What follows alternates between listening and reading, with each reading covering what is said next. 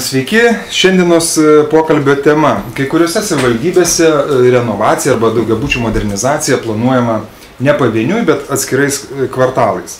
Apie tai šiandien ir kalbėsime ir bandysime pasiaiškinti, padiskutuoti, kodėl tai yra prasminga daryti, kokia iš to nauda. Ir šiandien prie apskrito stalo susitinka su mumis Rasa Bazarauskienė, tai būsto ir urbanistinės plėtros agentūros atstovė, Druskininkų savivaldybės atstovė Rasa Viliūnienė, taip pat turime svečią iš Klaipėdos Simoną Gentvilą, mero patarėją, iš Kauno svečias daktaras Ramūnas Gatautis, Lietuvos energetikos instituto mokslo darbuotojas ir būsto urbanistinės plėtros agentūros atstovė architektė Eglė Grigonė. Dar noriu priminti, kad klausimus diskusijos dalyviams galite užduoti interneto svetainėje atnaujink būstą.lt.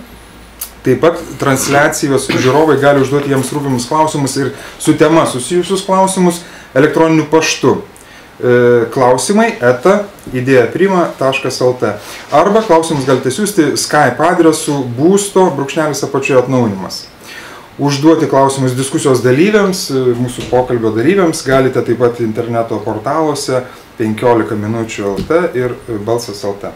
Taigi kreipsiuosi į daktarą Ramūną pradžiui ir noriu paklausti tokio klausimo. Kodėl kvartalais? Kodėl būtent tokia idėja kilo ir tai pakankamai nauja dar pas mus modernizuoti būstus daugiabučius atskirais kvartalais?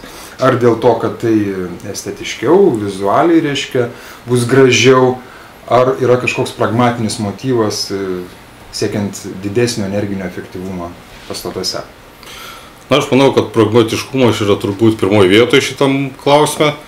Ir aš manau, kad specialistai šnekėdami tiek apie namų renovaciją, tai pirmiausia turi omeny ne elementarų namų apšiltinimą ir tiek, bet tai šnekam apie kapitalinį namų remontą, kai tvarkoma tiek namo konstruktyvos, tiek namo inžinerinės sistemos, tam, kad namas galėtų atgyventi dar vieną savo ciklą, tarp 25 ar 30 metų. Tai kartu suprasdami, kad iš tikrųjų namas ties namo siena nesibaigia, nes miesto komunikacijos maitinančios namą, šiluma, vanduo, nuotekos, elektra, dujos ir panašiai, iš esmės yra tos pačios sistemos sudedamoji dalis. Ir jeigu jau namui geri 40 metų, jau mes vėluojam su tais kapitaliniais remontais, tai reikia manyti, kad ir vamzdynai tam namui aptarnauti irgi buvo statyti prieš gerus 40 metų ir jiem jau seniai irgi kapitaliniam remontai. Tai norint padaryti šitą sistemą atnaujinti iš esmės, iš tikrųjų reikia šnekėti, kad mes atnaujinam ir namus, ir inžinierinės sistemas, kurios dažniausiai yra požemėje. Ir jeigu jau darom iki galo, tai ir antžeminę dalį turime imti padaryti infrastruktūrą kaip tokią ir tada galim tikėtis, kad kvartalas bus visas sutvarkytas pakankamai tvarkingai ir sekančius 15-20 metų ten nei knysti, nei rausti, nei kažko remontuoti, ką mes užmiršom, nebereiks. Supratau. Eglė, gal jūs papildytumėt kaip architektė, kaip jūs apibrėžtumėt tą naują terminą, naujadarą, kvartalinę renovaciją? Kas tai yra per daiktas ir terminas kvartalas šiai dienai teritorijų planavimo įstatymai nėra taip aiškiai apibrėžtas, tačiau kitose teisės aktuose galima išsiaiškinti, kas tai yra. Tai bendruoju atveju yra taip parašyta, kad gyvenamasis rajonas, kvartalas tai urbanizuota Lietuvos teritorijos dalis, kurioje vyrauja gyvenamieji namai, iš visų pusių ribojama susisiekimo komunikacijų ir inžinerinių tinklų ar natūralių gamtinių elementų. Tai man kaip architektai ypač aktualu, kad aplinka mūsų miestuose būtų kuriama darni ir patraukli.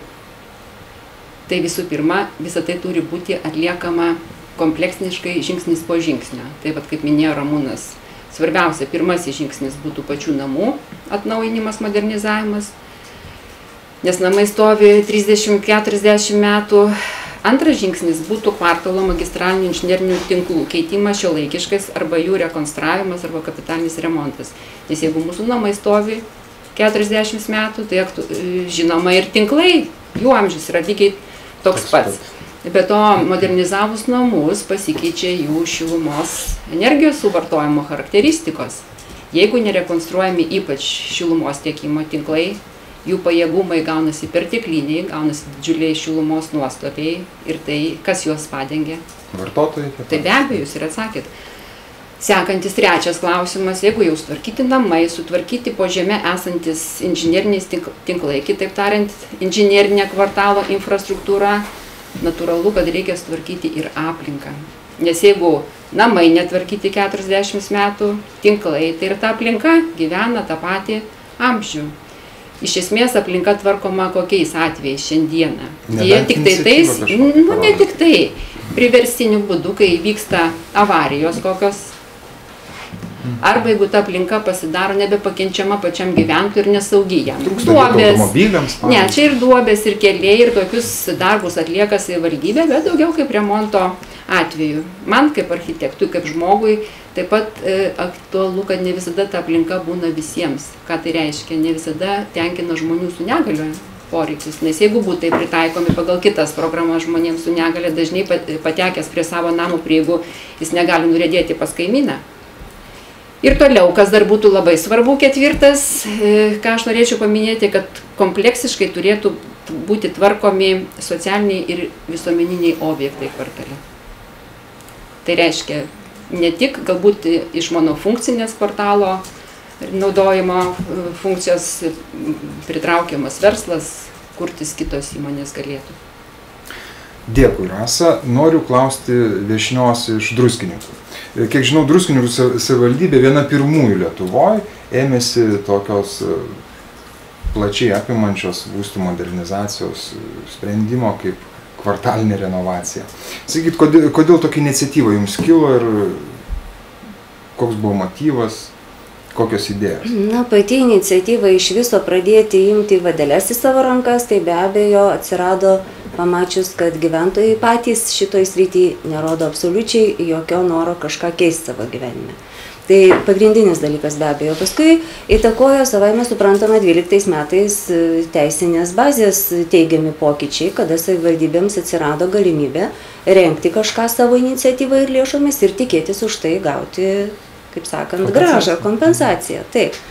Na ir pradėjom galvoti apie tai, jau visiškai tiksliai pradėjom galvoti apie tai, nes iš pradžių turėjome minti tik tai pasirinkę kažkokį patį labiausiai energetiškai neefektyvų namą, pradėti inicijuoti jo atnaujinimą. Taip. Bet vis dėlto, kai pradėjom analizuoti situaciją, žiūrėti, vertinti, reiškia, namų šilumos suvartojimą šildymo praėjusio šildymo sezono metu, gautų kompensacijų skaičių, žiūrėjom, kiek žmonės sumoka už kvadratinį metrą, pasidarėm suvestinės, mes pamatėm, kad vienas prie kito greta esantis namai yra visi vienodai, lygiai tokioj pačioj būklei, tokie patys energetiškai neefektyvūs. Va būtent tada ir gimė ta mintis, kad vis dėlto nėra ko terliotis, laiko likę labai nedaug, kadangi laikas mūsų dabar ką. Mes orientuojamės į šitą valstybės paramą, kuri galioja iki 13 metų pabaigos. Tai kiekgi čia to laiko belikė, jo likė tiek, kad pradėt šiandien darbus nuo techninės dokumentacijos savaime suprantama ir turėt galimybę pabaigti iki 13 pabaigos. Tai va už tai ir nutarėm, kad vis dėlto visą savo mes tokį turim, kaip pasakyti, Druskininkuose patys pirmieji pradėti statyti daugiabučiai namai, tai jie dar pradėti statyti 60 metais, tai yra 50-mečiai namai ir visą tą kvartalą, vis dėlto, į kurį ten įeina 31 namas, imti iš karto vienu ypu ir bandyti judinti. Modernizuoti. Taip. Ar užteks to laiko per metus? Laiko labai nedaug, bet mes labai tikimės, kad kadangi jau tas didysis darbas yra atliktas jau vasarą, o didysis darbas yra darbas su žmonėm, tai yra pats sunkiausias darbas ir pats reikalingiausias, kadangi sugalvoti savivaldybę tai senai būtų kažką sugalvojus, bet įgyvendinti nieko neįmanoma be žmonių valios. Tai vat, mes kaip tik su būsto agentūros Rasele dirbom visą vasarą, visą rudenį, vaikščiojom po namus. Pirmiausia, aišku, liūto dalį mūsų meras padarė, kadangi mes susikvietėm to kvartalo atstovus į savivaldybę. Meras išsakė savo ryžtą, savivaldybės iniciatyvą, kad vis dėlto tą proveržį daugiabučio atnaujinimo srityje Druskininkuose būtina daryti. Ir va tada mes pradėjom tą juodą darbą su būsto ir urbanistinės plėtros agentūra. Tikrai labai stipriai mums padėjo, be jų mes būtumėm silpnesni, žymiai jautėsi. bet žmonės dabar, bent jau mes žinom, apie daugiabučio atnaujinimą žino tikrai viską. Nes iki tol jie tikrai buvo užsiblokavę nuo šitos programos ir nelabai ir norėjo kažką žinoti. Bet mes, tarkim, ir priverstinai daugelio atveju, bet informaciją suteikiam visą. Ir dabar yra nusiteikimas jau dalyvauti toje programoje. Taip, pirminis nusiteikimas šiame etape, kol dar bus rengiama visa techninė dokumentacija, tai būtent tie investicijų planai.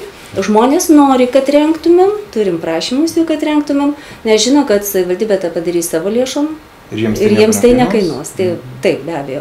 Tai dabar dalis tų investicinių planų jau išvydė dienos šviesą, kaip tik ponia Eglė sakė, jau matė juos, tikrino, žiūrėjo ir jau pradėsim juos teikti gyventojams, taip, ir viešam pritarimui. Va tada ir pasimatys, ką iš tikrųjų tie žmonės galvoja. Labai tikimės, kad jie gali investicinį planą, tai yra, kaip aš sakau, knyga parašyta konkrečiai jūsų namui, skaitykit ją viso nuo pradžios iki pabaigos ir sugerkit kiekvieną eilutę. Tai labai tikimės, kad žmonės tą matydami vis dėlto galbūt kitaip pažiūrės, teigiamai pažiūrės. Nes tų vasarinių susirinkimų metu mes matėm, teikiam, aišku, Lietuvos pavyzdžius teikiam. Vidutiniškai kvadratinį metrą yra tokia investicija, namas sutaupo tiek ir tiek, žmonių netenkina kiti pavyzdžiai. Pasakykit konkrečiai, kas bus padaryta mūsų name, kokios priemonės įgyvendintos, kiek tai kainuos, kiek tai energijos taupys, kada atsipirks ir panašiai. Tai vat ir paaiškėjo, kad be investicinių planų šitos informacijos žmonėms suteikti negalime. Ta ir darome. Supratau, žmonėms reikia konkrečios informacijos. Eglė, jūs norėt papildyti?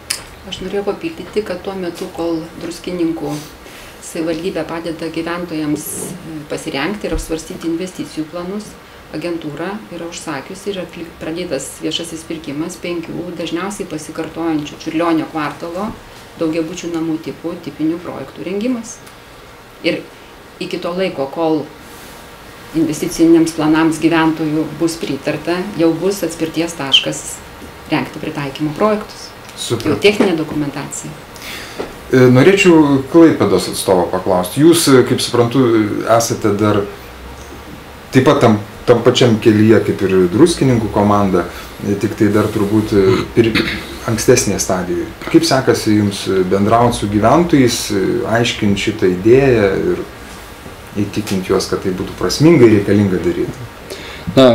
Iš tikrųjų, Klaipėdoje yra 2000 daugiabučių. Tai reikėtų atskiros agentūros, turbūt tos pačios būsto urbanistinės agentūros vien Klaipėdai tam, kad apriepti taip, kaip Druskininkai apriepia kartu su pagalba iš Vilniaus.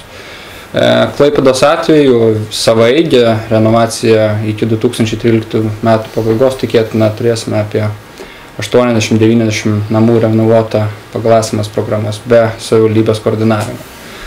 Tai žiūrint pavieniui, tai yra ir kvartalų, kur savaime taip sutapo, kad pusė namų kvartale yra renovuojama pačių gyventojų. Tiesiog užsikrėtė nuo kaimynų, kaip tai. Kita vertus, Klaipėdos energija yra lyderiaujanti šalyje pagal šilumos trasų šilumos praradimus. Prarandama tik tai 12% šilumos tiekiant. Tai yra geriausias rodiklis Lietuvoje, tai kaip ir savivaldybė nuosekliai investuoja kiekvienais metais 4 km trasų pakeisdama pakeliui į daugiabučius. Bet kalbant apie kvartalinę renovaciją, iš tikrųjų miesto požiūriu tai yra daugiau strateginis arba taktinis judesys, nes kaip aš minėjau, savaigiais tikslais tai yra iš tikrųjų patys gyventojai mato iniciatyvą ir mes kaip savivaldybė neaprieptumėm tokio didelio dalyko, nes iš tikrųjų centrinė valdžia yra atsakinga už renovaciją. Tuo tarpu miestų savivaldybės atsakingas už miestų plėtrą. Tai pas mumis taktinis veiksmas yra numatyti miesto centrinį kvartalą, kuris būtų demografiškai, socialiai ir kitais aspektais ir fiziškai labiausiai atsilikęs. Ir šiuo atveju mes identifikavom kvartalą, taip populiariais kalbant, tarp Senamiesčio ir Akropolio. Pietinės dalis. Piečiau Senamiesčio, kuriame yra apie 120 namų. Ir šiuo atveju mes matom, kad investuodami ir sutelkdami pajėgas į šitą kvartalą, mes ne tik išspręsime visas tas energetinės problemas ar pakelsime gyventojų norą būti, bet iš tikrųjų spręsime Klaipėdos centralumo problemą. Nes Klaipėda šią dieną išgyvena miesto plėtros iššūkius, kuris yra, vienas iš jų yra, kad žmonės nebenori gyventi centre. Ir pasimdami kvartalą artimiausią centrui, mes į jį kartu su būsto urbanistinė plėtros agentūra dedam pastangas tiek su namų administratoriais, tiek su išankstinė informacija gyventojams apie tai, kas vyks. Tai žiemą pasirodys intensyvus ritmingas darbas su gyventojais, apie tai, kas bus paruošta. Tai bus susitikimai su jais? Taip, tipiniai projektai jau bus paruošti viso kvartalo tipiniam daugiabučiam. Gyventojai greita tvarka galės darytis investicinius projektus, kuriuos jų norų turbūt irgi savivaldybė galėtų apmokėti, nes mums tai kompensuojama. Taip, kad kiekviena bendrija turės atskirai pasirūpinti šitą? Ar kažkaip tai kolektyviai? Taip. Bet jiem išaiškus norą, aš manau, savivaldybė galėtų ir avansuoti šitos sumas, nes mums tai sugrįžta kaip savivaldybei. Bet daryti 120 namų investicinius projektus, tai visgi yra irgi apyvartinių lėšų ir kurios ne visada sugrįž savivaldybei rizika. Galiausiai visas tas kvartalas ne tik sulauks tokio dėmesio per privataus būsto arba renovaciją, bet nuo 2014 metų į pačią kvartalo infrastruktūrą planuojama investuoti 150 milijonų litų per Vidaus reikalų ministerijos tikslinės lėšas, kurios buvo dalinamos atsilikusiam regionų Lietuvos mastu. Šiuo atveju sekančiam... Ar tas kvartalas prie atsilikusių regionų? Šiuo atveju, čia sekančiame Europos finansavimo periode telkiamas dėmesys ir miesto atsilikusiam kvartalam, nes ir miestai turi atsilikusius savo kvartalus ir Vidaus reikalų ministerija turi numačius didmiesčiams tikslinės investicijas į tokius atsilikusius kvartalus, kur mes šiuo atveju irgi identifikavom, kad tai yra kvartalas piečiau Senamiesčio iki Akropolio. Taip, ir tai ne tik bus privatus būstas skatinamas investuoti, bet ir ateis šiek tiek vėliau viešosios investicijos, bet mums labai svarbu, kad privatus būstas būtų padarytas iki to, kiek įmanoma intensyviau, nes tai leis tada tvarkyti ir aplinką. Nes kas iš to, jeigu mes sutvarkom aplinką, o po to vėl bet jeigu iš tų 120 namų iki 13 metų pabaigos nespės modernizuoti savo būstų koks, sakykim, pusę namų, tai jūs vis tiek 14 metais vykdysite tą infrastruktūros? Tai bus palaipsniui, tai bus vis tiek investicijos į sporto objektus, į viešasis erdves, į susisiekimo infrastruktūrą, tai bus ir parko atgaivinimas. Mes ieškom mechanizmų, kuo motyvuoti gyventojus užsiimti savų namų renovaciją. Yra druskininkų pavyzdys iliustruoja, kad mes galime avansuoti tuos gyventojus, bet savivaldybės biudžetui tai yra vis tiek tai yra našta ir tai visgi yra rizika, kad gyventojai neapsiims investicijomis. Galų gale ten gyventojai yra, dauguma iš jų yra vyresnio amžiaus gyventojai ir antras dalykas, jie yra daugelis jų gaunantis kompensacijas, pas juos suinteresuotumas yra ir mokestinė mažesnė, todėl mes irgi atsargiai vertinam iš tikrųjų tą, nes, kaip minėjau, kitose kvartaluose miesto jau net pusę namų yra renovavęs. Taip, Eglė, prašau. Truputėlį norėčiau keletą žodžių gal pridurti prie Simono tokio gražaus pristatymo, kad Baltikalnio, Rumpiškių, Kauno kvartaluose tikrai namų yra daug ir mūsų skaičiai absoliučiai sutapo, virš 120. Kiekvienu atveju valstybė finansuoti investicijų plano parengimą tikrai būtų didelė našta. Tai aš noriu priminti, kad Klaipėdos miestui taip pat rengiami tipiniai daugiabučių namų atnaujinimo projektai, kuriuose bus pateikti investicijų planų ir energinių sertifikatų pavyzdžiai ir metodika, kaip galėtų tokiu pagrindu, kaip atspirties taškų pasinaudojant, tie paprasčiau ir aiškiau būti parengti jau kiekvienu konkrečiu atveju. O tam jūsų kvartale, apie kurį mes kalbėjom, 120 namų, jie yra tipiniai, kartotiniai daugiabučiai? Tai yra kartotiniai daugiabučiai, tam tikrų serijų ir tipų. Aišku, nėra jie visi vienodi, yra įvairovė, yra ir plytų mūro, yra ir stambiaplokščių, priklausomai nuo to laikotarpio, kuriuo tam kvartale buvo jie pastatomi. Nes tai yra pagrindė 3 kvartaliukai. Aišku. Jūsų Ramūnai norėtų kažką? Tai aš galiu pasidalinti Kauno patirtim, kaip tie dalykai buvo galvoti ir daryti. Tai aš čia matau, kad mes čia ne patys žiopliausi turbūt žiūrinti kolegas. Iš tikrųjų, Kaunas intensyviai šituo klausimu domėtis pradėjo dar 2009 metais. ir savivaldybė susigaudė, kad iš tikrųjų to, kas darosi daugiabučiuose, kokios jie būklės, kaip ta infrastruktūra atrodo, duomenų iš esmės nelabai ir turi. Tai ten gerą pusmetį buvo labai intensyviai dedamas visi duomenys tiek apie infrastruktūrą, tiek apie namelius, tiek apie nuotaiką žmonių į krūvą.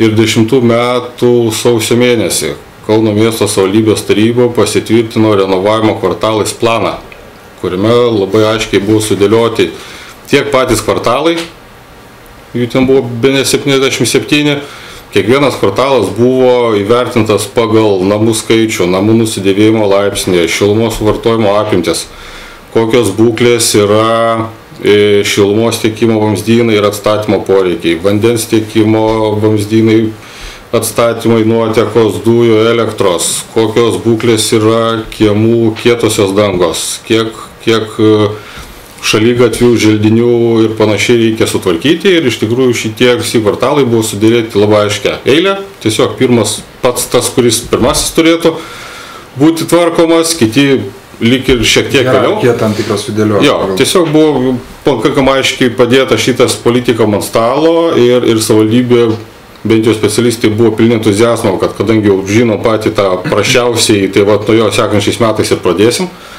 Dėja, realybė metais pradėjot, kiti metai. Tai va, 9 metų, kaip sakau, sausio mėnesį šitas buvo patvirtinta, tai buvo viltis, kad per vasarą įmanoma susiruošti dokumentus, investicinius planus ir taip toliau, kad būtų galima šitą pavydėti, bet realybė tvokstelėjo į nosį tuo būdu, kad pasirodo to pirmojo kvartalo gyventojai, kadangi be gyventojų pritarimo šitas nejuda, tai jie neišreiškė absoliučiai jokio noro ir bandė savivaldybė susigaudyti, kasgi čia dabar įvyko, o atsakymas tai tas, kurį ir jūs žinot, kadangi dauguma to kvartalo gyventojų yra socialiai remtini, jiems ir tai bendruomenė už šildymą moka, tai jie ten jokio didelio motyvo verstis per galvą ir dabar sukti galvą, ką dabar darysiu su tais nameliais, iš tikrųjų ir nerodė.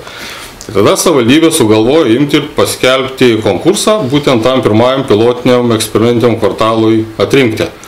Ir iš tikrųjų susidomėjimas buvo labai nemažas, tik tiek, kad sąlygos buvo numatytos tokios pakankamai kietos, kad visi kvartalo nameliai turi tą susidomėjimą parodyti, kad būtų namų susirinkimai, kad ten kažkoks protokolas, kad mes toj programoje dalyvauti norėtumėm. Bet toj vietoj irgi paaiškėjo, kad įsivaizdavimas, kad galima vienu ypu padaryti kvartalą iš 80 ar 100 namelių yra nerimtas. Su 100 namų, su 15 000 žmonių susišnekėti yra faktiškai neįmanomas dalykas. Tai jūs susidūrėt, reiškia, su gyventojų to barjero, ne? Taip, tai su gyventojų barjeru susiduria absoliučiai visa Lietuva. Čia va šiandien nėra tarp mūsų šiauliečių. Šiauliečiai bandė šitą reikalą imti iš kitos pusės. Jie ėmė ir padarė 2 kvartalam detaliosius planus ir tada ėjo pas gyventojų šnekėtis. Bet užlipo lygiai ant to paties grebliuko. Kaip įtikinti namo gyventojus, kad jie vis dėlto sutiktų ir parašą padėtų. Čia dabar klausau druskininkų patirties ir linkiu jiems stiprybės tą barjerą perlipti, nes, žinot, Lietuvoje architektų yra, statybininkų yra, visa techninė dalis yra ko puikiausia, ta paramos schema tai iš tikrųjų yra stebuklas, kokio per visą Rytų Europą daugiau niekas neturi.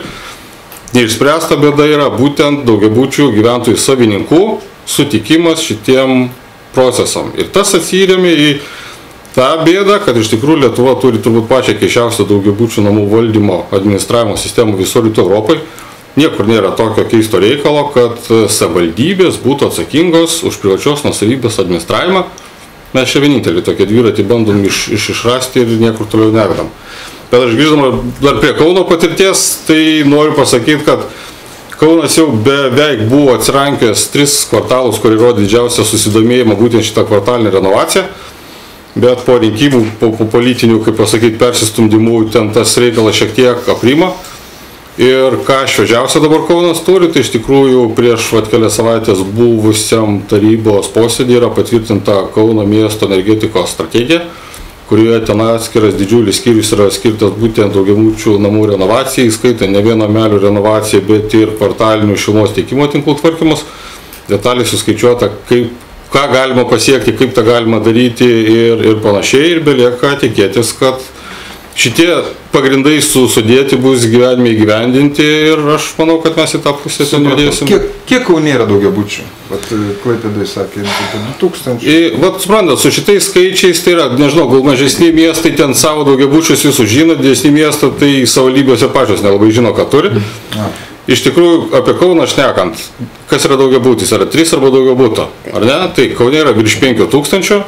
Jeigu šnekam tie, kas prijungti prie centralizuotų šilumos tiekimo tinklų ir kurie ten verti dėmesio renovacijos prasme yra apie 2300, tuo tarpu, kai mes šnekam apie renovacijas, tai pirmiausia įsivaizduojam, kad tas chruščiovinės dėžutės mes pirmiausia čiupinėsim, o ne namelius su 4-5 būtais, kur ten centre dažniausiai paveldosaugą turi ten didelių reikalavimų ir panašiai, tai Kaune yra apie 1500.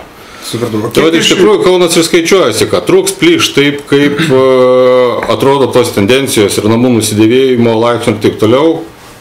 Nežinau, žodis trūks plyš man čia labai vietoj, per metus Kaunas privalo padaryti ne mažiau kaip 150 namų. Modernizuoti. Kiek dabar šią dieną yra modernizuoti? Šiandien yra apie 40, bet tas 40 irgi yra su tokiais biški pritempimais. Nes dar prieš kelis metus įsivaizdavom, kad galima dalinė renovacija, kai ten galinės sienas kažkas apšiltina, bet tai, mano supratimu, tai yra daugiau kosmetinis remontas, o ne kapitalinis namo sutvarkymas, kuris, kaip sakau, turėtų traukti dar sekančiam gyvavimo ciklui. Supratau. Rasos noriu paklausti iš būsto urbanistinės plėtros agentūros. Jūs sutinkat su gyventojais, jūs girdit juos ir jų lūkesčius, jų norą arba nenorą dalyvauti modernizavimo procesuose. Ar vyksta kažkokie pokyčiai šią linkme? Ar iš tiesų gyventojų ir jų nenoras dalyvauti modernizacijų yra pagrindinis kliuvinys, kad šitas procesas nejuda? Kaip jums atrodo? Šiaip tai dabar paskutiniai kokie geri pusę metų parodė tai, kad žmonės pradėjo daugiau mąstyti apie tai, ką jie nori turėti ir kaip gyventi. Aš linkiu druskininkiečiams tikrai labai daug ištvermės, kaip ir po gerbiamas Ramūnas minėjo. Ten dabar darbas dar tik prasidės pats didžiausias ir pats atsakingiausias, todėl kad vėlgi reikės tais visais paruoštais investiciniais planais keliauti pas tos pačius žmonės. Bet iš tikrųjų nuomonė yra pasikeitusi ir iš druskininkų, ką galiu pasakyti, man patiko tikrai labai, nes žmonės ten kažkaip daugiau priėmė tą motivacija, kad bus sutvarkyti tie visi kieme esantis žaidimai aikštelės. Įsitikino, gal turi ateitingo mero. Taip, bet nuo mero, žinokit, viskas ir prasideda. Aš sakiau ir sakysiu, kur savivalda yra stipri, ten yra ir tvarka, o meras druskininkų, jisai iniciatorius iš tikrųjų iš didžiosios raidės galiu pasakyti, nes tai, ką jisai padarė, tai viskas yra jo intensyvumo dėka, o žmonės pasitikė be galo, vaikščiant po susirinkimus, po tuos kiemus, mes su Raselė 3 kartus savaitėje, kiekvieną vakarą keliavome ir iš tikrųjų žmonės pasitikė. Ir jie nori, ir dar man labai buvo keista, kad druskininkuose, gal kaip žinote, daug užsieniečių susipirkė nekilnojamo turto, ne? Butai yra užsienį gyvenančių žmonių. Ir kaip tik tuo metu vasara buvo, jų buvo ten sugrįžusių pagyventi, pailsėti. Tai jie irgi labai daug klausinėjo, ten mes vis keliom kalbom vos ne, turėjom aiškinti su jais aiškinti jiems apie tą taip, apie tą, kad jiems ten bus gerai, kad jie mažiau mokės ir kad sutaupys šilumos ir išlaidų, nežiūrint į tai, kad jų ten gal pajamos kažkur tai tėvynėje. Ir vertė ir turto padidės. Tai be abejo, ir turto vertė padidės, ir renovuoto namo ir apskritai, kad ir ten, sakykime, aikštelės nesutvarkytos, tai didėja maždaug apie 30% pardavimo atveju. O čia dar jeigu ir aplinka būtų sutvarkyta, tai tikrai būtų rinkai. Ir kaip nebūtų keista, būtent tie užsieniečiai vadinami, tik poilsiai nusipirkę butus druskininkose, jie rodė didžiausią entuziazmą. Labai gerai, tik darykit, dasidėsim, to reikia. Labai klausinėjo, aišku, jie nesupranta tos valstybės paramos, kadangi pas juos to nėra. Čia turbūt pas mus tik Lietuvoje, ko gero, tokia didelė parama valstybės yra, pas juos ten nėra, valstybė, Ramūnas linksi galvą, matau, sutinka, nes iš tikrųjų jiems keista ir jie klausė, ką reiškia ta parama. Na, mes ten bandėm paaiškinti, kad valstybė dar duos. Darom, sako, viskas, reikia daryti. Kiek tai kainuos? Vat, jūs, Rasa, palėtėt klausimą, kad daug kas teirausiai. O kiek žmogui papildomai kainuos, reiškia, tai, kad modernizuojamas yra ne tik tai namas, bet dar tvarkoma yra aplinka, infrastruktūra, inžinerija? Dėl to žmonės be abejo papildomų jokių mokesčių neapturės, nes tai yra, kaip pasakyti, tiesiog kaip paskatinimas, kaip padėka žmonėms už jų iniciatyvą, ryžtą ir supratingumą, kad reikia tvarkyti savo namus. Tai aplinka savivaldybė imasi tikrai ant savo pečių. Taip, mes labai tikimės, kad galbūt ir aplinkos ministerija kažkiek atsižvelgs į pasirašytą šių metų birželio 28 dieną susitarimą, kurį pasirašė mūsų meras Ričardas Malinauskas kaip Lietuvos savivaldybių asociacijos prezidentas su aplinkos ministerija ir būsto ir urbanistinės plėtros agentūra dėl savivaldybių vaidmens didinimo, atnaujinant daugiabučius namus ir didinant jų energinį efektyvumą. Tai to susitarimo tikslas ir buvo toks, kad padėti gyventojams visais įmanomais būdais, suprantantiems atnaujinimo naudą. Na ir tikimės, kad būtent kvartalinė renovacija bus taip pat skatinama ir kažkiek mes galbūt gausime impulsiukų gerų ir iš ministerijos pusės. Tuo labiau, kad papildysiu dar truputėlį, savivaldybėms yra iš programos daugiabučių namų modernizavimo apmokamos investicinio plano išlaidos, vos tik tai namas bendrija sutinka renovuoti, pasirašo pirmą rangos darbų sutartį. Tai tie pinigai būna iš karto grąžinti į savivaldybės sąskaitą. Aišku. Klaipėdos atveju turbūt miestas taip pat, aišku, galbūt ne tiek procentaliai kaip druskininkai turi poilsinio būsto, galbūt su tais gyventojais ar tų kvartalų gyventojais, kur dominuoja tokia kategorija žmonių, būtų lengviau kalbėti apie modernizavimą, ar jūs nemėginot šito klausimo gvildenti? Jo, supraskime, kas šiandien gyvena daugiabučiuose namuose arba šiuo atveju druskininkuose, tai žmonės įgalintis nusipirkti antrą būstą. Tai žmonės jau turintis atliekamų lėšų investuoti į savo laisvalaikį. Mūsų atveju mes kalbam apie kvartalą, kuriame gyvena žmonės, kurie turi vienintelį būstą, kurie ima iš valstybės kompensaciją, nes jie nesugeba išmokėti už einamosius komunalinius mokesčius, ir žmonės, kurie net neturi kredito. Tai žmonės, kurie dažniausiai turi nuosavybės teisę šitą turtą, o nėra netgi nauji, jauni žmonės, kurie pasiėmė kreditavę savo būsto įsigijimą.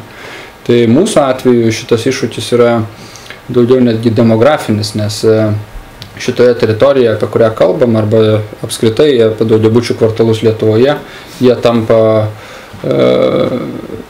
jie iš tikrųjų krenta jų vidutinė klasė iš tenai eina gyventi kitur. Ir problema yra kompleksinė, pats miestas nepasiūlo saugumo, tų paslaugų, patys namai nėra suplanuoti taip, kad jie būtų patogus naudoti. Patys kvartalai, kaip Eglė minėjo, yra dažnai vienos funkcijos kvartalai, tai yra miegamieji, o tu visas savo laisvalaikio apsipirkimo ar darbo užduotis atlieki svetur ir turi iš tenai vis tiek važiuoti, tai koks skirtumas, jeigu važiuoti iš tenai, tai geriau tada ieškoti svetur būsto. Tad kalbant apie kvartalinę renovaciją, iš tikrųjų miestuose reikėtų, druskininkai gal per mažą skalę, bet nepamiršti ir pačio principo kvartalo sudarimo, nes šiandien miestų planuotojai griežtai diskutuoja, ar mūsų kvartalai yra pastatyti teisingai. Ir nes dabar ten susikoncentravus yra tik viena gyventojų grupė ir jinai nesimaišo su jaunimu, jinai pamažu sensta, pamažu išeina iš darbo rinkos, kiti poreikiai atsiranda, taip kad problema yra ne tik energetinis efektyvumas, bet iš esmės demografinė padėtis šitame kvartale. Supratau. Norėčiau grįžti prie energinio efektyvumo sprendinių ir pono Ramūno noriu klausti. Kvartalinės renovacijos atveju tie sprendimai didinantis energinį efektyvumą, ar bus kažkokia tai kitokia negu renovuojant pavieniui? Ar gali būti kažkokia kitokia? Be abejo. Praėjusiose laidose, pavyzdžiui, kalbėjome apie langų statymą, reiškia izoliacinį sluoksnį ar į mūro sieną. Ir buvo kalbama, kad jau kai kurie langai yra pakeisti ir jeigu pusę langų pakeisti, dabar nėra prasmės jų laužti, ardyti. Na, iš tikrųjų, šnekant apie būtent energetinį efektyvumą, tai čia yra absoliučiai geležinė logika. Reikia suprasti vieną nesudėtingą dalyką, kad jeigu šiandien namas toks, koks pastatytas ir dar gerokai nudėvėtas per tos 30 metų, suvartoja tiek tai šilumos, tai vamzdis tiekiantis šilumą iki namo yra tokių dydžių, kad atneštų atitinkamą kiekį šilumos. Dabar jeigu mes namą modernizuojam, jeigu tvarkingai tą padarom, tai šilumos poreikis sumažėja bent per pusę, o gal net ir daugiau. Tai reiškia, tas vamzdis yra jau per didelis.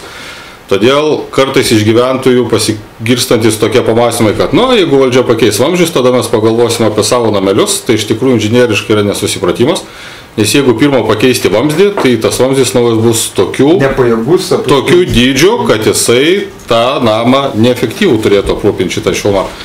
Tai todėl logika yra tokia, kad pirmiausia, bet kokiu atveju daromi visi kvartalo nameliai ir pagal naująjį poreikį yra skaičiuojami naujieji vamzdynai. Ta prasme, tas galioja šilumai tai labai akivaizdžiai, bet ir su vandens tiekimu yra lygiai tas pats.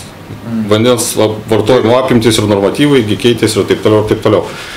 Tai sudėjus viską į krūvą, kad naujas namelis su mažesniu suvartojimu, atitinkamai nauji mažesni vamzdžiai su mažesniais nuostoliais ir tik po to galėjau tada ramiai skaičiuoti, kokio reikia šilumos šaltinio, ar vieno, ar kelių nuo miesto dydžio. Tada mes turim visą pilnai išbaigtą mechanizmą, kuris yra tarpusavį aiškiai sudėliotas, susektas ir yra efektyvus. Bandymas daryti iš kito galo iš tikrųjų yra, kartais politikam yra smagu pašnekėti apie generavimą, bet nelysti prie gyventojų ir jų neerzinti, bet tas iš tikrųjų galų gale tai baigėsi keistais inžinieriškais ir nelabai racionaliais sprendimais. Inžinierija turi savo logiką ir jos reikia tvarkyti. Aišku, Rasa, jūs norėtumėte papildyti? Aš norėjau pasakyti apie tuos, kur jūs sakėt, kad reikia griauti langus įdėtus. Jeigu daugiau negu pusė įdėta, tai tikrai jų nereikia griauti. Jeigu jau langas yra geras įdėtas, jisai energetiniu požiūriu jisai yra naujas, tai vadinasi jo nereikia. Ir keičiami renovacijos metu tik tai tie langai, kurie yra jau energetiniu atžvilgiu neefektingi. Čia Ramūnas, manau, mojuoja ranką. Aš dar norėčiau labai įkišti savo trigraštį šitą gailą, kad nepavyko sudalyvauti diskusiją, aš supratau, kuri buvo praeitą kartą, bet iš tikrųjų, žinokit, mes irgi prikaupė ten didžiulės patirties pašnekėsiuose su gyventojais ir tą darom ten beveik 3 kartus per savaitę iki šiol. Keisti langus, ko gero, būtų protinga. Kodėl? Net ir sudėtus prieš 3 metus ir kurie dar galbūt visai neblogai stovėtų. Keblumas yra angokraščiai. Jeigu mes norim tvarkingai išspręsti mazgą, tai yra, kur langas sueina su siena, tai jeigu mes sieną apšiltinsim, tai kaip bus su to angokraščiu? Jeigu lieka senas langas, tai reiškia yra gabalas nuogos sienos konstrukcijos, per kurią lenda šiluma į vidų, susidaro šalčio lintelis, ten rasoja, kai rasoja atsiranda pelėsis ir ten bėda didžiulė. Jeigu daryti tikrai tvarkingai, tai faktiškai turi būti dėdama sienos izoliacija, turi užsilenkti ant angokraščio, turi būti naujas langas su rėmu ir taip toliau. Dar vienas mažas dalykas, su to negaliu praleisti, nepaminėjęs, yra vėdinimas. Vėdinimo mes kažkodėl visada nusidėme paskutinį eilutę, bet yra didžiulė problema, kai šnekam apie su gyventojais, jie visada nepamiršta paminėti pelėsio. Pelėsis atsiranda ne todėl, kad apšiltinamos sienos, pelėsis atsiranda dėl sutrikdytos ventiliacijos. Ventiliacija pigiausių būdų, kiek įmanoma, nestatant rekuperatorių ir kitų prašmatnių dalykų, galima spręsti tik tai dedant naujus langus su atitinkamu ventiliacijos sistemom. Ir aišku, sutvarkant pačią ventiliaciją, nesgi skaičiuoti namelį buvo taip, kad koks langas be nebūtų geras, pritikėjimas per plyšius yra per langus, per duris ir išeina per virtuvės, per vonios ventiliaciją į viršų. Jeigu įdėtas naujas langas aklinai uždaro šitą pritikėjimą ir iš to darosi ten didžiulės bėdos. Todėl, ko gero, keisti ten tos langus yra tikrai racionalu, jau labiau, kad šnekam apie energinį efektyvumą ir higienos normas. Aš nežinau, kiek jūs esate tą patyrę, bet pasivaikščiokit po vaikų darželius, kur dažnai savivaldybė sukrapšto pinigų langų įdėjimui, bet ventiliacijai ne. Ir ten žiūrėkit, vaikų šventė, tėveliai alpsta, nes ten po 15 minučių nebėra ko kvėpuoti. Tai su daugiabučiais yra lygiai tokia pati bėda ir jie ten privalu spręsti. Nes darimas pusiau ar darant nelabai kokybiškai, tai aš tą kiekvieną kartą pabrėžiu. Padarimas pirmųjų kvartalų neįtin kokybiško turės labai blogių pasiekmių, nes, kaip kolega sakė, žmonės nusivilks, bėgs, turėsim didžiulių socialinių keblumų ir taip toliau. Todėl statybiniai inžinieriai sprendimai turi tam tikrą savo logiką ir jos reiktų laikytis. Rasa, jūs norėtumėte papildyti? Aš pritariu Ramūnui tikrai, bet aš tik tai noriu pasakyti, kad žmonės dabar, kurie žiūri ir galvoja, kad čia tikrai reikės versti tuos langus, galima juos keisti, bet nebūtinai. Rekomenduojama. Ir paaiškina, kodėl. Taip, bet kita vertus, dabar ta programoje yra priemonė nauja nuo šių metų įdiegta, taigi galima pasidaryti šitoje programoje dalyvaujant ir tą ventiliaciją. Tai gali būti keli būdai, aišku, ten reikia su specialistais už šitus dalykus aptarti, bet ir nekeičiant lango ten, sakykime, kažkokią su ventiliacija, galima šitą problemą įspręsti. Aš norėčiau papildyti, kad ne tik tai galima, bet praktiškai ir privaloma patampa. Nes projektų rengimo tvarkos apraše yra atsiradęs punktas, kuris sako kad jeigu yra šiltinamos sienos, keičiami langai, privaloma sutvarkyti pastatų vėdinimo sistemą pagal šiandien galiojančius normatyvinius reikalavimus. Ir asmeniškai visi šitie investicijų planai, kurie praeina pro agentūros specialistų akis, jiems yra nepritariama, kol nenumatoma šita privaloma priemonė pagal aprašo 33 punktą. Labai tiksliai supratau. Simonai, noriu jūsų paklausti, ar jūs savivaldybėje aptarinėjote, reiškia, tuos statybinius inžinerinius sprendinius, kurie galėtų būti taikomi renovacijos metu, ar pasitikit tipiniais projektais, kuriuos gausite, reiškia, iš agentūros? Galbūt turit savo kažkokių lūkesčių, pas jūsų regionas irgi yra specifinis, daugiau vėjuotas zona, ne, skirtingai nuo druskininkų. Galbūt ten reikia kažkokio didesnio sandarumo pastatams. Na, aš nusišalinsiu nuo klausimo, nes nesu specialistas, bet iš tikrųjų tie žmonės, kurie atliks tos tipinius projektus, jie vis tiek įvertins. Kiekvienas turi daryti savo darbą ir kadangi šiuo atveju ne savivaldybė ruoš tos tipinius projektus, o centralizuotai tai darys būsto urbanistinė plėtros agentūra ir po to su savivaldybės pagalba. Bet jūs kelsit jiem kažkokį uždavinį, savo lūkestį formuluosit? Kad jūs norėtumėt, kad jūsų, pavyzdžiui, daugiabučiai priartėtų, pavyzdžiui, prie pasyvių namų ten parametrų, arti jų? Nu, sudėtinga juos kelti, aišku, čia gyventojai po to jau apsisprendžia, ką jie įtrauks į investicinį planą arba ką neįtrauks. Mes, iš tikrųjų, mano žiniomis, savivaldybės to negali reikalauti. Jos gali tą daryti tik tai savo biudžetiniuose pastatuose, kai jos pačios investuoja. Tuo tarpu, kai gyventojas apsisprendžia, čia jo iš tikrųjų reikalas, bet mano didžiausia rekomendacija, didžiausias lūkestis, kad iš tikrųjų tą gyventojai darytų. Ir noriu pridurti vieną, kas yra dažnai nesuprantama teisingai, kad mūsų šilumos ūkio tiekimo bendrovės, kaip Klaipėdos Energija, jos yra suinteresuotos tiekti kuo mažiau energijos, nes jos pelną gali gauti ne nuo pardavimų, o nuo investicijų. Tad jom reikia investuoti į kuo efektyvesnę šilumos ūkio gaminimo įrangą ir tinklus, paduoti kuo mažiau energijos, nes jau už kiekį jiem kiekis nesudaro jokio pelningumo.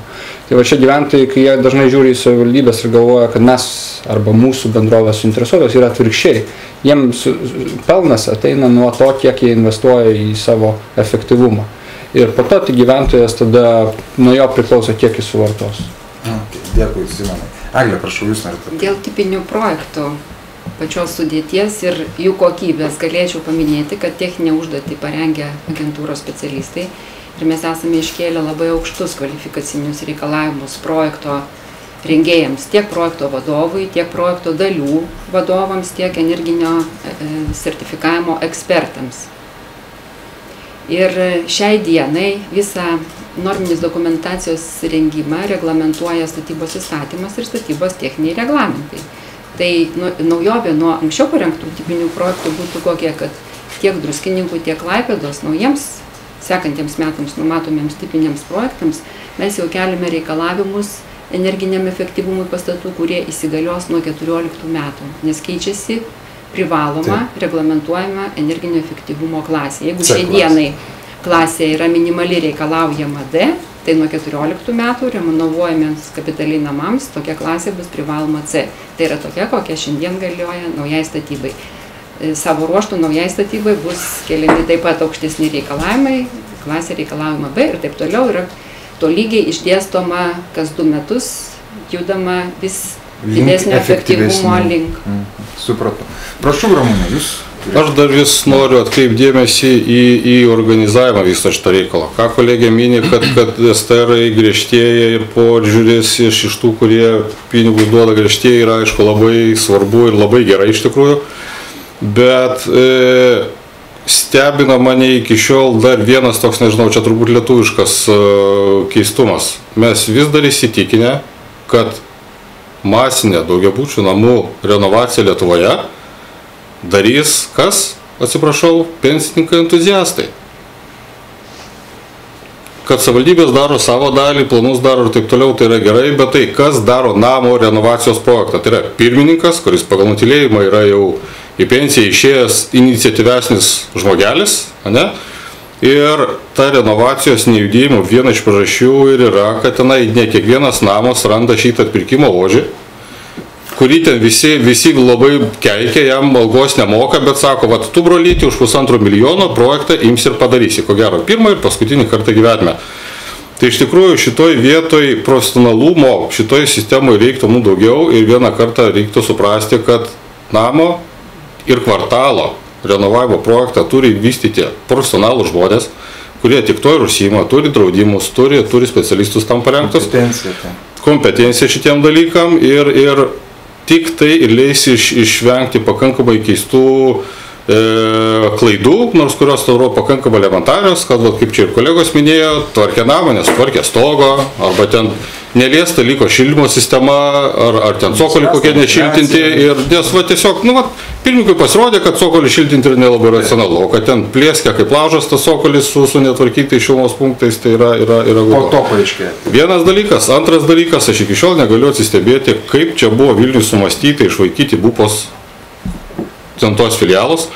Šiaip ar taip, jeigu mes norim susišnekėti su namo gyventojais, tai buvogi tvarka tokia, kad kiekvienas namas turėjo priskirtą vadybininką BUPOje, kuris ten tą namą apeidavo 4, kiekvieną pažinojo ir su kurio buvo galima derinti. Dabar tie sklajojantys olandai. Gal jos galės, aš nežinau, ar jos galės pakomentuoti, bet tai yra iš tikrųjų didžiulė problema, nes tie kompetitingi žmonės, kurie ten tokiam Kaune 10 metų šitą procesą žiūrėjo, kurie visus namus atmintinai žinojo, dabar yra išmesti į gatvę. Ties, kaip sakau, skrajojantys olandai, kurie ten atlėkia ir pašneka ir bėga atgal savo Vilnių, tai efektyvumas yra pakankamai prastas ir manau, kad šitą bėdą vienai par kitaip teks artimiausiu metu spręsti, nes vieno mero neužteks. Aš tai replika man į tą tokį terminą, kas vykdo daugiabučių namų renovaciją pensininkai. Negražiai pasakė. Vykdo savininkai. Yra turtas, yra teisė į turtą, yra pareiga tuo turtu rūpintis. Ir vyresni žmonės. Ir aš norėčiau ką pasakyti, kad ir projektų rengimo tvarkos apraše yra įvardintas projekto vadovas ir niekas nedraudžia jį pasisamdyti. Tai būtų tikrai kompetitingas žmogus, kuris paėmęs už rankos vestų savininką, ne pensininką, savininką, renovuojantį savo daugiabutį ir tos išlaidos, kurias patirs savininkai pagal tvarkos aprašą taip pat būtų kompensuojamos kaip projekto rengimo ir projekto priežiūros paslaugos. Taip, Rasa, jūs. Noriu papildyti irgi Ramūnai pasakyti, kad iš tikrųjų tie pensininkai gali samdyti ir profesionalų kažkokį konsultantą, kuriam yra dabar projekte programoje ir skirti pinigai, lėšos jo darbui apmokėti.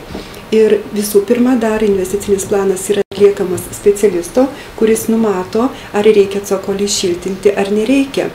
Tai vėlgi tas pensininkas negali pasakyti, kad jam nereikia, o investiciniam plane yra numatyta priemonė ir ta priemonė kažkiek šilumos energijos taupo. Iš praeitose laidose dalyvavusių bendrijų pirmininkų ir vyresnio amžiaus žmonių susidarė toks įspūdis, kad jie galbūt lėčiau priima tos pasiūlymus, juos akiliau įvertina, atidžiau žiūri, stebi, kokie rezultatai greta modernizuoto namų ir tų gyventojų lūkesčiai ar pasitvirtino ar ne. Ir tada priima sprendimą.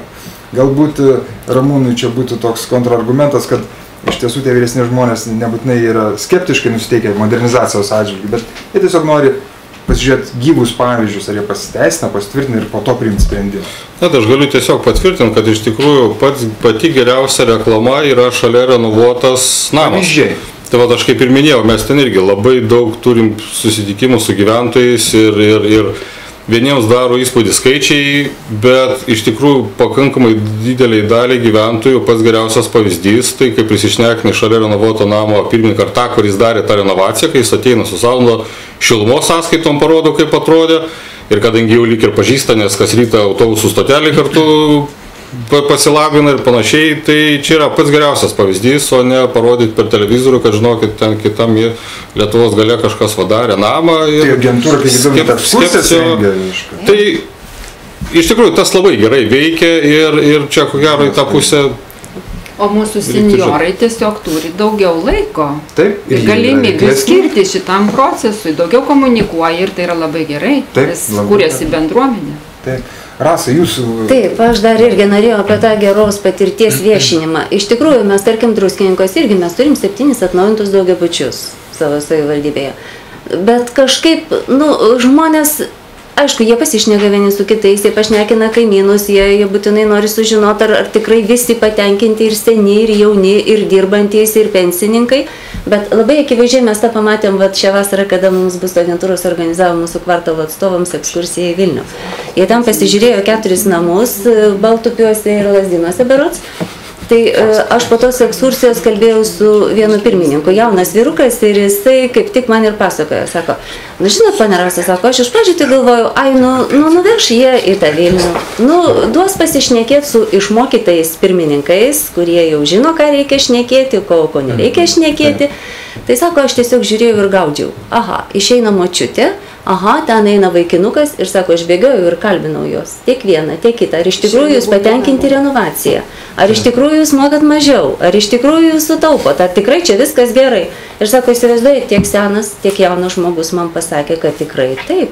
Tai va dabar, sako, aš jau važiuodamas atgal tikrai galvoju, kad jau grįžęs namo, aš tikrai kalbinsiu savo namo žmonės, kad vis dėlto tikrai verta tą daryti.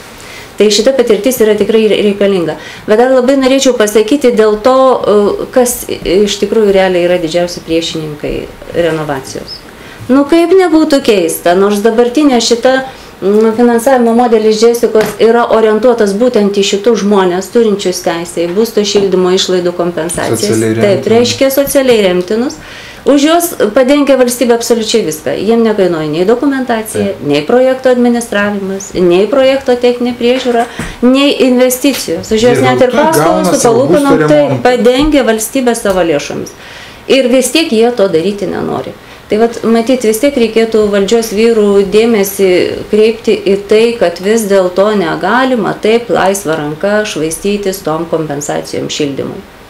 Nes valstybė išleidžia tikrai tuos milijardus, tikrai per tuos kiaurus langus, kiauras sienas. 212 milijonų, man atrodo, prie to labai. Taip, tai yra žiauru vis dėlto ir aš skaitau, kad jeigu jau trukdys daugiabučio atnaujinimo yra gyventojų sprendimai, kad mes negalim gauti jų sprendimų, pakėlimų rankos, kai man niekas nekainuoja ir aš noriu tą daryti, šito nesulaukiam, tai vis dėlto, ko gero, jeigu jau mes juos išlaikom, aš turiu omeny valstybę, jeigu išlaiko žmogų, tai už jį ir sprendimą šitoj vietoj turėtų priimti. Arba kažkokiame Teisė į paramą turėtų eiti greta su pareiga. Su kažkom. Modernizuotis ir taupyti. Taip, Ramūnas. Aš dar šiek tiek tos kaunietiškos patirties. Iš tikrųjų mes irgi labai skausmingai su šito susidurėm, kad tie, kurie gauna kapitalinį namo remontą faktiškai už dyką, iš tikrųjų didžiausi ten stabdžiai ir yra. Tai čia 2 punktai. Pirmas, iš tikrųjų apdaresni pirmininkai ir tie, kas name šitą procesą pradeda, pirmiausia skaičiuoja, kiek jie turimtinų turi. Ir jeigu ramiai galima susišnekėti su jais, kad iš tikrųjų gausi pusnavį namą, tik tai parašą padėk, tai pasirodo, jie ten didžiausi entuziastai ir yra. Gerai, 60% parašų name susirinkti ir to dažnai užtenka. Taip. Administracinis šiek toks jėgos elementas. Iš tikrųjų, Kauno miesto savivaldybė kažkada čia ir raštus siuntė aplinkos ministeriją, besiūlydami labai elementarią tvarką, kaip tas galėtų būti sudurta su kompensacijom ir tas būtų pakankamai elementaru. Ta prasme, kiekvienas namo, ar tai pirmininkas, ar tai administratorius, per vasarą privalėtų padaryti bent vieną namo susirinkimą šitą temą, ar ne? Buvo būto savininkas, buvo, nedėjo parašo po renovaciją, tai šitas rašėlis žygiuoja į socialinės rūpybos skyrių ir kai rudenį ateina tas socialiai remtinas asmuo prašyti kompensacijos, tiesiog pasižiūri, yra tavo parašėlis brangus mano ar nėra. Nėra, tai vat apsisukęs ant kulno atbėg pas pirmininką, sakyk, kad greitai darytų dar vieną susirinkimą ir dėktų tą parašą. Noras tą parašą padėti labai greitai atsirastų. Simonai, kaip pas jūs Klaipėdai minėjot, kad tam rajone, tam kvartalė, kurį esat numatę modernizuoti, yra pakankamai daug socialiai remtinų asmenų? Lietuvos mastu 5% gyventojų gauna šitas kompensacijas. Tai adekvačiai, nežinau tikslaus skaičiaus Klaipėdoje ir tam kvartale, bet jis turbūt virš vidurkio yra tikėtina, nes, sakau, jis jau ir šiaip yra apibrėžtas kaip labiau atsilikęs miesto kvartalas. Bet aš šiaip norėčiau išleisti teigiamą žinią, nes kai tiem gyventojams, kurie yra šituose namuose, kuriem valstybė duoda paramą, kuriem telkiamas toks dėmesys ir renkamės mes čia kalbėti ir įtikinėti, jie gauna summa sumarum virš 40%, įskaitant techninę projektą, techninės priežiūros, investicinių planų, pačios renovacijos. Individualaus namo gyventojas nieko negauna, arba 2 butų namo gyventojas, jis nieko negauna. Ir šitie žmonės, jie dabar pretenduoja į visų kitų žmonių pinigus, o kai kurie gauna ne tik 40%, bet 100% viso dengimą. Ir čia jau yra visuomenės solidarumo klausimas, nes vieni iš tikrųjų savo turtą, yra žmonių, kurie iš viso turto neturi ir turi mokėti už kažkieno turto privataus gerinimą ir būsto kainos didinimą iš savo mokesčių mokėtojų pinigų. Tuo tarpu kiti, kurie turi nuosavą turtą ir arba jo iš viso neturi, turi mokėti už šitos. Tai aš keliu ir aukštesnius tikslus į tuos žmonės ir norėčiau ir į akis pažiūrėti, ta prasme, turint omeny, kad jie pretenduoja į tokias iš tikrųjų dalykus, kur visos ekonominės studijos rodo, kad jų turto vertė kyla ir jie vis tiek tam nesiryžta, nu tada aš tada neturiu ką jiem pridurti, ta prasme, tada ir eina, kaip Kaunas, tada represijomis. Bet kokioje mes visuomenėje gyvename. Ar teko jums, Simonai, bendrauti su to kvartalo gyventojais? Jūs sakėte, akis norėčiau pažiūrėti. Ar teko su jais tiesiogiai betarpiškai bendrauti? Ir klausiu, kodėl jūs taip? Ne, tai savaime, aš ir jo suprantu, yra tos biurokratijos, yra kaip ir visoje Lietuvoje, bet pasiteisinimų galima ieškoti. Aš susitikau ir su administratoriais to kvartalo ir šnekėjau su keletu iš tų namų bendrijų atstovais, pirmininkais. Jie žino šitą, bet jie su tais žmonėm, kuriais bendravom, tai jie yra protagonistai, tie yra šalininkai, bet parašų nedada tie, kurie jų nepamatai.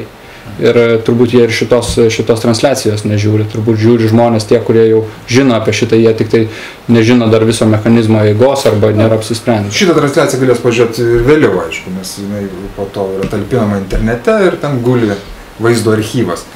Rasa, jūs kažką norėt papildyti? Na, aš dar norėjau pasakyti apie tai, kad mes tiesiog aplamai už kompleksinę renovaciją, netgi nenorėčiau sakyti, kad mūsų čia tas tikslas yra dabar žūtbūtinai padaryti kvartalą iš karto, visai nebūtinai galų gale, nes tikrai jaučiam, kad tas gali būti žmonių pasipriešinimas vis dėlto stipresnis nei mūsų norai.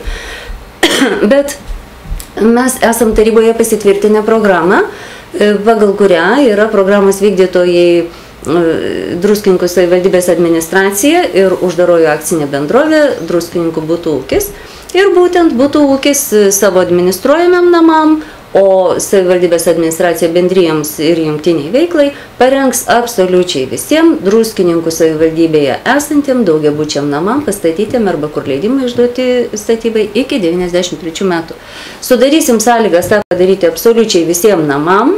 Taip. Ne, eina kalba apie daugiabučius. Taip, Jessica kalba tik apie daugiabučius, tai mes taip pat tik apie juos. Tai atitinkamai padarysim viską, kaip sako mūsų meras, tokiu atveju mes galėsim pasakyti, kad tikrai, mėly žmonės, dėl jūsų padarėm jau viską, ką galėjom, nu toliau reikia pajudinti šiek tiek rankas jau ir patiems.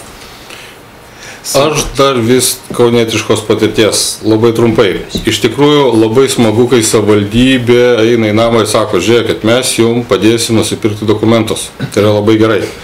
Bet jeigu šitos dokumentus pirks savivaldybė, o ne namo gyventojai, bus taip, kaip baigėsi Vilniui, taip, kaip baigėsi Kaune, kai žmonės sako, jūs ten nusipirkot, jūs ten ir turėkit.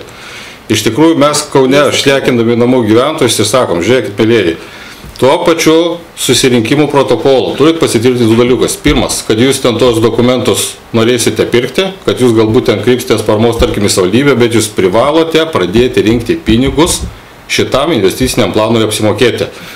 Kai jau sumoki savo pinigėlį, tada noras pirkti rangą labai padidėja. Jeigu tą rangą nupirks ir bus grąžinta iš Jessicos programos šitie pinigai, tai tikrai niekur neprapuls, bus galima susiremontuoti kapitaliai laiptinės, kas dabar tenai dažnai ten keblumas ant galo rieka, gal galia šaligatvius susidėsit prie namų, bet kai jau nuosavą lytą įdėdė į šitą programą, tai apsisprendimas pagerėja tikrai kelis kartus. Prašau, Rasa, trumpai. Aš tik tai norėjau pasakyti, kad iš tikrųjų tiems seniorams, kuriems yra sunku pradėti ir kad jie galbūt norėtų pradėti šitą renovaciją, susitvarkyti namą, jie visuomet gali kreiptis pagalbos į būsto agentūros specialistą. Mes iš tikrųjų padedam, žengiam pačius pirmosius žingsnius kartu su bendro naudojimo objektų valdytoju, šiuo atveju galbūt pirmininkas, padedam dokumentus susitvarkyti, užsipildyti visus reikiamus prašymus, visus formalumus, mes iš tikrųjų žengiam žingsnis į žingsnį su jais. Ir tikrai nei vienam nebus atsakyta ir su visais bus visiems bus padėta. Kol mes čia taip karštai diskutavom, yra labai daug klausimų, tai gal trumpai perbėkim per klausimus. Žiūrovė Audronė klausė, pradėjus renovaciją ir jos nebaigus iki kitų metų gruodžio 31 dienos, kaip vyks finansavimas? Ar galios ta pati tvarka, pagal kurią buvo ruoštas projektas, ar bus taikomos tos pačios finansavimo sąlygos? Kas galėtų atsakyti? Aš manau, kad jeigu jau pradėjo ir šiek tiek kažkiek liko neužbaigto to namo, tai tikrai paramos niekas nenuims. Jinai bus sumokėta, rodant iš tikrųjų tą iniciatyvą ir pradėjus darbus. Nemanau, kad aplinkos ministerija galėtų kažką tai pakeisti. Supratau. Kitas klausimas. Bendro naudojimo objektų valdytojai, administratoriai gali imti paskolą namų atnaujinimui. Norėčiau sužinoti išsamesnį informaciją šiuo klausimu. Ar įstatyminė bazė paruošta šiai dienai tokiam modeliui? Tikrai. Gerai, galiu atsakyti. Lengvatiniai kreditai yra suteikiami kiekvienam pradėjusiam renovuotis namui. Įstatyminė bazė yra paruošta ir šiandien veikianti, bankai išdavinėja paskolas, galima kreiptis ten. Supratau. Dar kitas klausimas. Pokalbio metu buvo paminėta, jog gyventojams pasirašius sutartį dėl namo atnaujinimo, investicinis planas apmokamas iš karto savivaldybei. Kas apmokės investicinį planą, energinį sertifikatą prieš renovaciją, jei gyventojai nepritars jam ir nuspręs nebeatnaujinti savo namą? Šiuo atveju savivaldybės druskininkų iniciatyva padaryti investiciniai planai bus apmokami tiems namams, kurie sutiks dalyvauti programai, pasirašant rangos sutartį, kaip jau minėjau, pačią pirmąją, ir grąžinant savivaldybei pinigus. Jeigu tas namas nesutiks renovuoti, jis nepriims sprendimo, savivaldybė turės nuostolį. Tai pinigų suma. Supratau. Reiškia, neinvestuos kažkur kitur. Taip, neinvestuos kažkur kitur. Galbūt į gatves apšvietimą. Juk ir yra savivalda, atstovauja kieno interesus mūsų visų gyvenančių toje teritorijoje. Ir tų visų pinigų, kurie galėjo kažkur kitur panaudoti, jie tiesiog bus išmesti. Tai visos bendruomenės. Galbūt neišmesti, bet tiesiog ilgiau lauks savo gyvenimo pradžios. Taip. Supratau. Simona, jūs turėjot Tai aš tik priminsiu, ką laidos pradžioj sakiau, kad mums miesto mastu, kaip druskininkam, paruošti visus investicinius planus 2000 namų yra absurdiškos apyvartinės lėšos ir išmesti į dokumentus, kurie nebus įgyvendinti. Nebent tai būtų kartotiniai. Taip, tai kartotiniai, nes kiekvienam namui atskiras investicinis projektas, jeigu neklystu darom. Tai šiuo atveju mes vėlgi apeliuojame į gyventojus. Jeigu yra atsakingi piliečiai, tai ar savivaldybė jum apyvartinius apmokės, arba jie patys galėtų tą daryti, nes jie to pačiu 100% gauna. Tai iš tikrųjų mes galim avansuoti. Ir mes galimai avansuosime tam kvartalui, kurį mes nusimatę. Apmokėsime, kaip turėdami omeny tenai mažas pajamas arba apsisprendimo greitumą, bet visų daryti tokį komunizmą atgal, kad viskas iki galo, tik tai parašą belieka padėti gyventojui, gyventojas irgi turi suvokti, nes per prievartą gyventojas nesuvoks ir kad dėl jo yra kažkas daroma. Jo, tai jūs turbūt, prašau, Ramūnai, jūs turite. Aš dar su mintim tokia, nežinau, čia šiandien kaip ir nebuvo taip giliau pakabinta, bet jau kur, bet tikrai savivaldybės turbūt turėtų, ne tik galėtų, bet ir turėtų prisidėti. Gal su mažesnėm savivaldybėm tą savaime sprendžiasi, aš iš Kauno patirties išeinu, iš tikrųjų yra tam tikras keblumas ir teritorijų planavimo prasme, kad yra miesto bendrasis planas, kuris ten pakankamai bendrai nubrėžia, čia miegamai rajonai, čia pramoniniai rajonai, sekantis planavimo lygmuo yra detalusis planas sklypo, ar ne?